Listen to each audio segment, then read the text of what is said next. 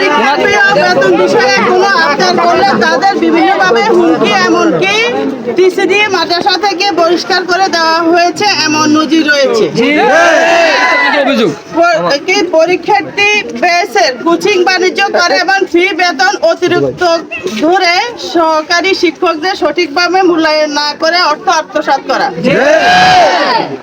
প্রতিষ্ঠানে যে কোনো বিষয়ে একক হস্তক্ষেপ করে বাকি শিক্ষক কর্মচারী এবং সাধারণ শিক্ষার্থীদের উপর চাপিয়ে দেওয়া, ফর্ম ফিল আপ ও পরীক্ষার সময় জোরপূর্বক অতিরিক্ত ফি আদায় করা, উনি সহকারী শিক্ষক হয়ে ছাত্রদের সামনে সিনিয়র শিক্ষকদের সাথে দুর্ব্যবহার করেন, একমাত্র আয়ের উৎস হিসাবে তৈরি করা, উনি স্বেচ্ছাচারী শাসক ও বল প্রয়োগ করে, ছাত্রদের সাথে সব সময় আচরণ খারাপ করে এবং গায়ে হাত দেয়, অভিভাবকদের সাথে খারাপ আচরণ করে এবং আত্মসম্মান এনে আঘাত করে, প্রাক্তন শিক্ষার্থীদের সার্টিফিকেটের জন্য গেলে 50 হতে 1000 টাকা চাঁদা নেওয়া হয়, 500 হতে 1000 টাকা চাঁদা নেওয়া হয়। আচ্ছা, সবই সত্যি আমি মানলাম, কিন্তু এটা কে করে? তোমরা, উনি একটা ভারপ্রাপ্ত দায়িত্বে আছেন, উনি কি ইয়ার প্রিন্সিপাল না? এখানে কোনো অথরাইজেশন করা হয় নাই। কি প্রিন্সিপাল করে না সভাপতি করে না সহকারী শিক্ষক করে? একটা সাদা কাগজ, এটা কারে দিছে? এটা তো উড়ে গেল আকাশে। এগুলা উনি এগুলা না যৌক্তিক কথা আমরা শুনবো। আপনি বলতেছেন, আপনারা আসছেন, আপনাদেরকে আমরা স্নেহ করি, আমাদের একই প্রতিষ্ঠান, কেউ আমার পদত্যাগ দাবি করতেছেন, কেউ সারা দেশব্যাপী এটা হিরি। তাহলে একটা দেশের রাজতন্ত্র পরিবর্তন হয়েছে ছাত্রদের ন্যায্য অধিকার আদায়ের লক্ষ্যে, ঠিক আছে? তোমাদের অধিকার প্রতিষ্ঠা হোক, এটা আমিও চাই। আমরা শিক্ষকেরা তোমাদের পাশে ছিলাম, কিন্তু একটা কুচক্রি মহল এখন বিএনপি আওয়ামী লীগ দেশের দোকান বাগের লুটপাট করে ঘর দরজা পোড়াইতেছে, মানুষের ক্ষতি করতেছে। আমরা এটা চাই না। তোমরা কি চাও? বাবা মার পরে অবস্থান কার? তোমাদের বাবা মার পরে যেমন শিক্ষকদের, আমাদেরও সন্তানের পরে আমরা যারা শিক্ষকেরা আছি তোমাদেরও আমরা সন্তান।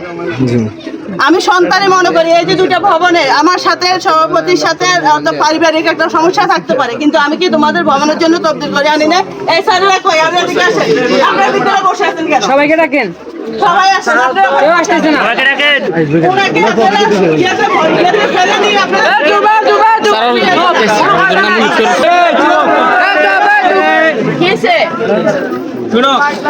তোমাদের শিক্ষকদের প্রতি কোনো দাবি দাবা থাকলে সেটা বলতে পারো, কিন্তু একটা সাদা কাগজ বাজার থেকে এই আরমান রাকিব আমার স্কুলে ও প্রিন্ট করে দেয়, সবাই এটা নিয়ে ফেসবুকে পোস্ট করে, কিন্তু এটা তো ঠিক না। আমরা সম্মান শিখাই, আমরা তোমাদের সামাজিক মূল্যবোধ আমরা নিজেরা করছি, তোমরা নিজেরা এটা লিখিত আছে, আমরা ফরাজ সুবিধার জন্য এটা নিয়েছি, ওটা লিখিত আছে। আচ্ছা, লিখিত আছে, আমি মানলাম। এখানে যে যে বিষয়গুলো আছে এটার সাথে কি একজনের পদত্যাগ দাবি করা যায়? যে যা অবশ্যই যায়, অবশ্যই যায়, কেন চাই না? আপনি বলেন কেন? অবশ্যই যায়। একজন কথা যুগ চলে বুদ্ধি কৌশল নিয়ে ছাত্রদের সাথে তোমাদের মাদ্রাসা যারা ছিল, জামাতে যারা ছিল, তারা বুদ্ধি কৌশল অ্যাপ্লাই করে আজকে এদেশে একটা রাষ্ট্রতন্ত্র পরিবর্তন হয়েছে। চিৎকার করে কখনো কিছু আদায় করা যায় না, বুদ্ধি দিয়া ঠান্ডা মাথা দিয়া কাজ করতে হয়। আমরাও চাচ্ছি যে কোনো ভেজাল না, ঠান্ডা মাথা উনি স্বেচ্ছা বেতন। আমরা তো চাই না এখানে ভেজাল হোক। পরিবেশ এখানে প্রিন্সিপালের দায়িত্ব পালন করে প্রিন্সিপাল স্যার নাই, ওনার পরে কে? ওনা মানে এমনি আমরা কোন সেকশনে? ও আচ্ছা আচ্ছা, তাহলে উনি ওনাদের কাছে দাবি রাখছো একটা প্রতিষ্ঠান। আমি বলি এগুলো এমপি প্রতিষ্ঠান, এখানে সভাপতি থাকে। হ্যাঁ, তোমরা কথা বললে আমরা কথা। এখানে সভাপতি থাকে, আগে স্থানীয় ছিল, এখন ইউনো মহাদের কাছে আছে। তোমরা বরাবর ওনাকে লিপি দিতে পারো। আর তোমরা কালকে দেখছো কোন শিক্ষক পদত্যাগের সিগনেচার নিলে এটা কার্যকরী হবে না। আমরা চাচ্ছি যে যৌক্তিক দাবি এটা পূরণ করা হোক, এটা আমি তোমাদের সাথে একমত। আমার স্কুলের শিক্ষার্থীদেরও যদি কোনো দাবি থাকে সেটার সাথে আমি একমত। ঠিক আছে, তোমাদের যে পরীক্ষার এই যে যেটা বলছো যে কোনো দাবি নিয়ে আসলে মারধর করে, বহিষ্কারের হুমকি দেয়, এই জিনিসটাকে আপনারা করেন? অবশ্যই